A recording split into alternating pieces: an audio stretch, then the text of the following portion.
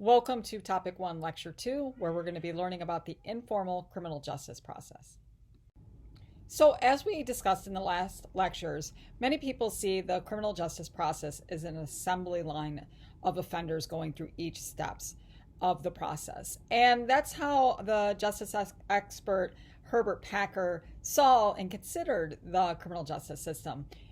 When he thought about it, the image that came to his mind was that this criminal justice process is an assembly line conveyor belt, and on that conveyor belt is case after case after case, and that these cases are an endless stream that basically move all the way down the assembly line belt until the case is closed. But as we know, in reality, this is not the way that the criminal justice system works. That, as we know, this rarely happens. And so, as we'll see in a moment, the fact is that many cases don't make their way through the entire criminal justice process. And that's known as the criminal justice funnel that we'll talk about in one moment. And there are two main reasons for why cases don't make their way to the very end of the conveyor belt. One reason is what's known as the courtroom work group, and the other is the wedding cake model of justice. So that's what we're going to be looking at in this lecture. So let's go ahead and get started. The criminal justice funnel is an illustration of the fact that most cases do not work their way through all the steps in the criminal justice process. In other words, a funnel is that a funnel is something that is really large at the top and it narrows to the bottom, okay? And that's what this criminal justice funnel is. It basically shows that there are a lot of crimes that take place, but very few work their way through the criminal justice process. This is a concept that was developed by two criminologists, Thomas Cohen and Tracy Kickelhahn, in 2006. And basically what they did is they looked at serious felonies that took place in the United States. So this is a funneling based on serious felonies. And they looked at the 75 most populous counties in the United States. What they did is that they took a representative sample of crime from those 75 counties and then, basically demonstrated and analyzed what happens to those serious felonies that happen in those counties. And what they found is that so they say of 1,000 serious felonies, okay, so this way we can kind of understand, this is giving us sort of a rate, of the 1,000 serious felonies that take place in the United States, half of those are never reported to the police, okay? So 500 of 1,000 are never reported to the police. You might say, how do we know that? If a crime takes place and it's not reported to the police, how do we know that a crime took place? Well, one way of measuring crime is that we ask victims of crime, or we ask people whether or not they've been victims of crime, right? Another way of measuring crime is that we look at the crimes that have been reported to the police, okay? And so you can kind of compare what people say in terms of have they been victimized versus those that have actually been reported to the police. And based on that data, half of serious felonies are never reported to the police. Of the 500 that are reported to the police, 80% of those that they're never cleared. In other words, that a perpetrator is never identified by the police. So of the 500 crimes that are reported to cops, only of those 100 people are identified as the perpetrators of those crimes. Of the 100, 1/3 of them are juveniles, and so they go into the separate juvenile justice system for those under the age of 16. And 65, or 2/3 of them, go into are adults and are tried in the adult system. Now, of the 65 who are apprehended, 25 of them are that they're not charged with the crime. You remember from the last lecture that prosecutors can use their discretion about whether or not they want to charge an individual with a crime. And if they decide that they're not likely to get a conviction, they will not pursue that case, right? They'll exercise nolli prosequi, right? They're not going to go further. And so out of the 65, 25 that charges are never leveled. Of the 40 where they're actually charged and arraigned and bail is set, of those 40, 10 make bail and then they skip out, right? So that that you're sort of left with 30 at that point. So again, you see this funneling. Of those 30 individuals that 27 of them decide that they don't want to go to trial and they plead guilty. Okay. So they skip the trial step altogether. Of those who go to trial, 2 are found guilty and 1 is acquitted. Okay. So many people in the United States waive their jury rights and that they plead guilty to the crime. Of the 29, so you've got 27 plus 2, that's 29 who are found guilty. Of the 29, 20 are sentenced, so this is the sentencing. 20 are sentenced to incarceration, and 9 are sentenced to some form of probation, non-incarcerated corrections, okay? And so this is a great illustration of the funneling of all the cases how very few cases make their way through all the assembly line steps. So before we move on and talk about the factors that contribute to this funneling, let's think critically about the criminal justice funnel. And so when you were learning about the funnel and you were looking at it and you were thinking about all the places where that narrowing takes place, which of those points of narrowing were most concerning to you? And if you want, you can actually just sort of pause the video right now, get out some paper, sort of think critically about that. Like, what point in that funnel is really concerning to you? Like, does it make you feel like the criminal justice system isn't really working? So if you paused, welcome back. If not, let's look at what some of the most concerning parts are, at least personally for me to a certain degree when I think about the criminal justice funnel. The fact that half of the crimes that are committed, serious felonies that are committed, are never reported to the police. I think that that's a cause for concern, right? I mean, it basically means that that crimes are happening and they don't get reported to the police. And so that basically means if you're like a rational actor, you're like, heck, knowing that only half the crimes are reported to the police, it kind of gives you an incentive to commit a crime because you have a 50-50 chance of actually ever getting caught by the police. And so, I think, that in terms of crime fighting, that could be a concern.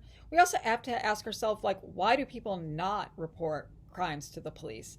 Now, if it's a lower level offense, right, you could kind of see that you might not report a crime to the police, right? I live in Milwaukee. We've, had things stolen out of our backyard. Our crappy ass porch furniture was, stolen out of our backyard a while back. And we didn't report it to the police, right? We didn't report it to the police because, hey, maybe I feel like the police have better things to do with their time than to, identify and locate and pursue, my bad porch furniture, right? And so there might be some good reasons that, hey, it's not that big of a deal. Why report it to the cops? Cops should spend their time on more serious crimes. However, if people aren't reporting serious crimes to the police, well, then you have to ask yourself, why is that happening? Is it because they don't trust the police, right? That you might feel like the police involved in something could actually be more harmful than it's beneficial. Do you feel like you want to take justice into your own hands, right? That, hey, this is something that we'll deal with this, our family or our gang or whatever. Is it that you just feel like the cops are incompetent, right? And so why bother reporting to the police because you don't have confidence in the fact that they're going to be able to actually do their job. For those instances, it's probably concerning that narrowing of why crimes are not reported to the police.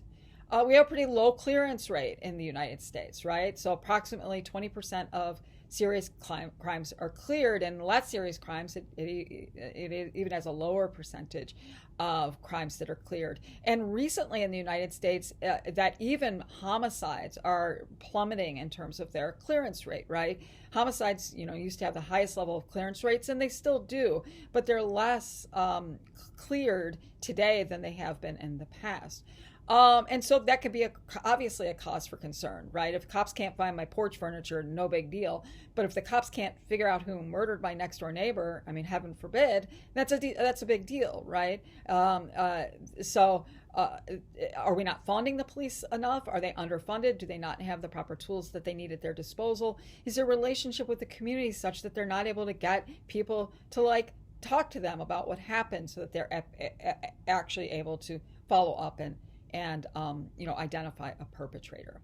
Prosecutorial discretion, that can be a good thing because you don't want to waste a lot of time and money going to trial if you're not going to succeed in trial. And so that not charging somebody could be a good thing. But if you're not charging somebody because you're concerned about political blowback or some consequence, because prosecutors, at least at the state and local level, are elected positions, that could be a cause for concern as well. So just some things to think about as you're learning about the criminal justice funnel.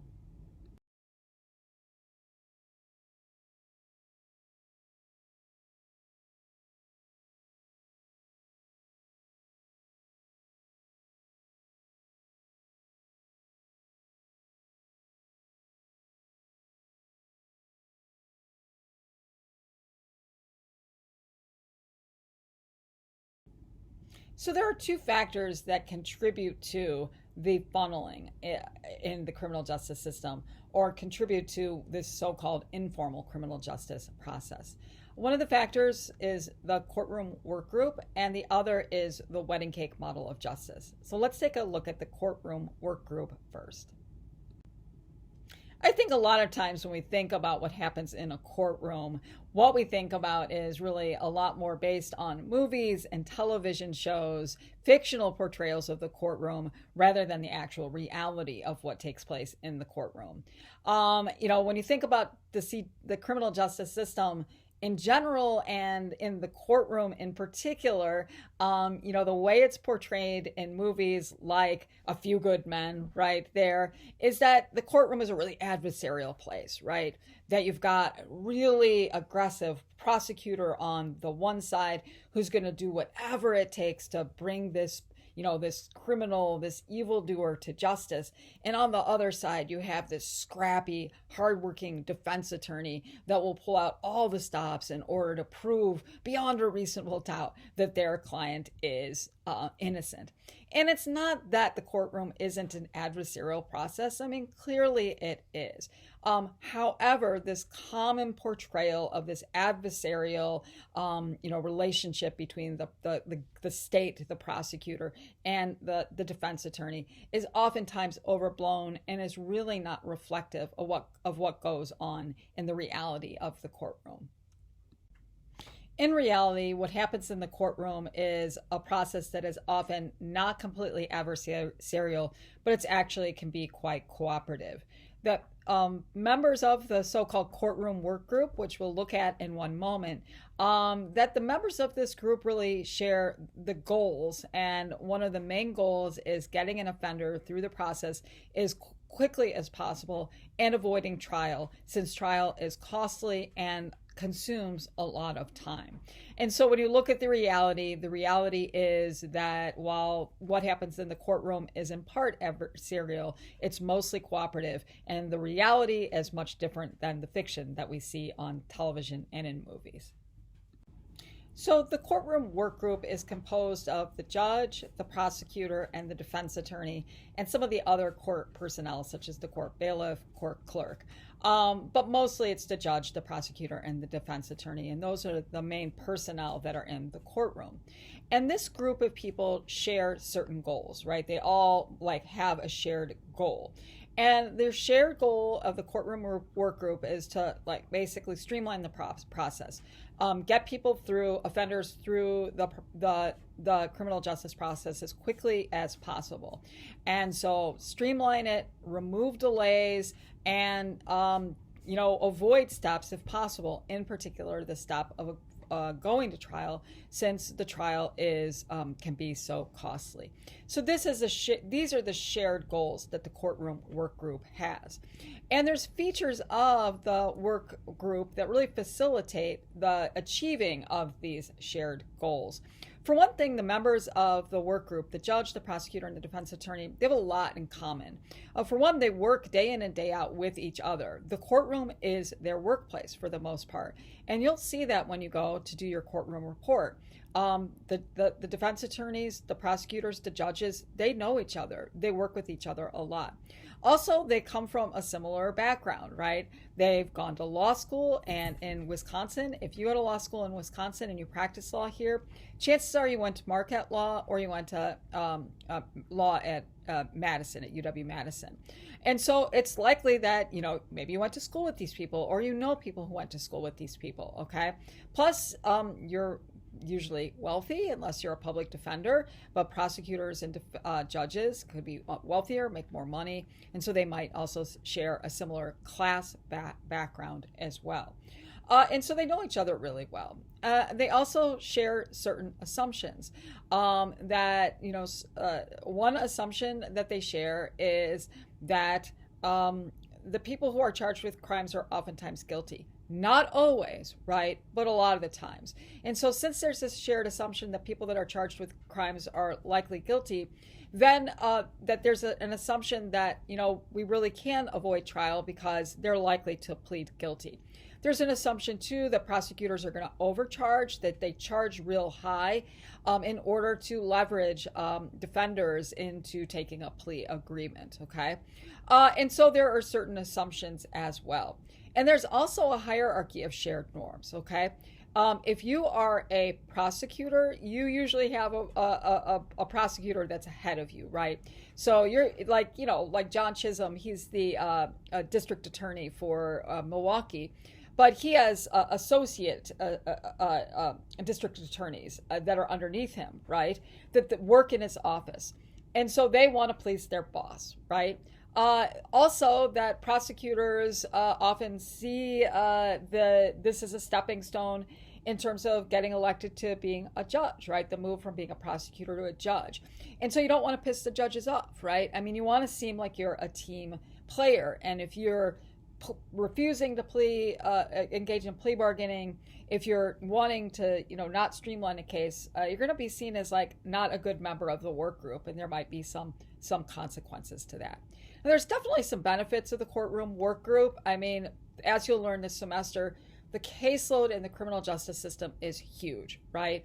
And we really cannot spend time on each and every case in terms of the time of going through all the steps in the process.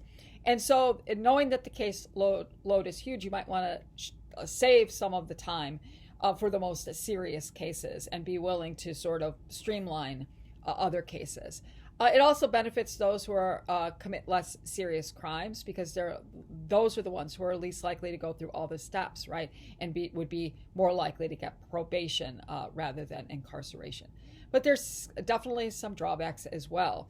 That if the courtroom work group is pushing you to take a plea agreement, the offender may truly not be guilty of the crime, but they might feel pressured by the people that are their defense attorney wanting to be a good member of the work group, kind of encouraging their client to take the plea agreement. So there are some definite drawbacks, which you'll read about more in your chapter as well.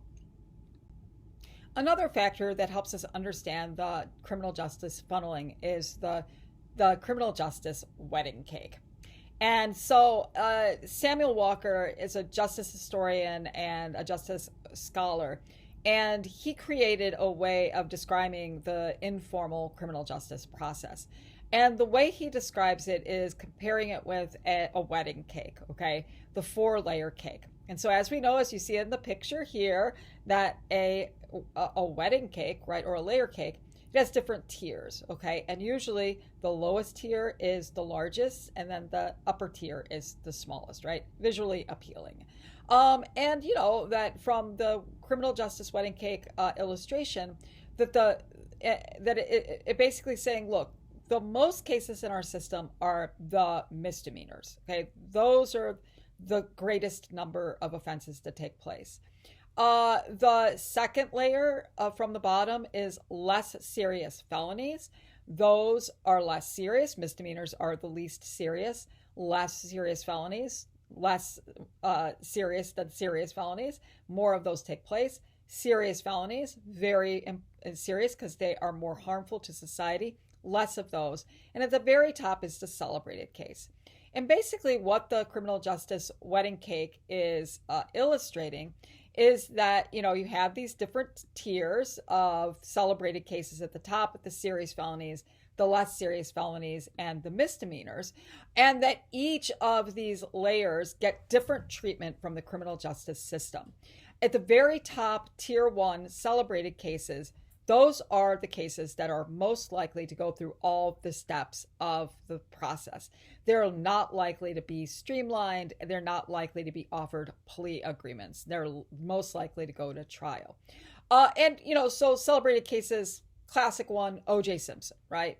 Famous football star, is accused of murdering his wife, gets tons of media attention. This might be before y'all's time, but Martha Stewart, right? She still has a TV show and she's like friends with Snoop Dogg, right? But back in the day, she got busted for insider trading and they threw the book at her, right? She went through all the steps in the process because they wanted to send a message to people about this is what happens when you break the law, right? And they don't want celebrities to seem like they get off scot-free. So celebrated cases get the most attention. Serious felonies are the next likely to get the most attention from the criminal justice system. That prosecutors with serious felonies like murder and manslaughter are oftentimes not willing to not go to trial, right? They're not willing to drop charges in order to get a plea bargain. And so someone might plea bargain anyways because they just don't, that they feel like they're going to be convicted. But the lower you go, the less likely you are to get attention from the criminal justice system. And there's a lot more cooperation that can go on with the less serious felonies and the misdemeanors as well. Just as we saw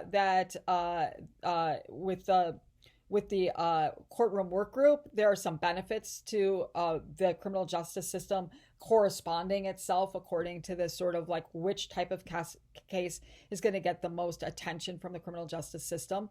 There could be consensus and fairness, like an equal treatment, that the courtroom work group can agree that misdemeanors and less serious felonies can get through quickly, but celebrated cases and serious felonies, they're going to get most attention. That also means that misdemeanors are treated similarly to other misdemeanors, right? And so that you can have some parity there in terms of the treatment. But clearly there are downsides as well. Cases that garner a lot of media coverage oftentimes receive different treatment, whether or not that's warranted or not. And sometimes the attention that it got might, lead to sort of different sorts of outcomes. That you think it would get more attention so that the individual that is accused would be held, would be found guilty or whatever. But the outcome might be different. So it does sort of downside is that celebrated cases that get a lot of media coverage can oftentimes be subject to different treatment, which could be considered unfair. So this brings us back to the criminal justice funnel. And so after learning about the courtroom work group and the wedding cake of justice, the justice wedding cake, you can kind of see, particularly in this area right here, right? Once you have the people who are charged, or not charged, but once you have those who are identified as the perpetrator by law enforcement, at this point, the courtroom work group really kicks in, right? The decision to charge, the decision to offer bail, the decision whether or not to plea bargain out, right? You can definitely see that the courtroom work group, as well as the wedding cake, has an influence on this.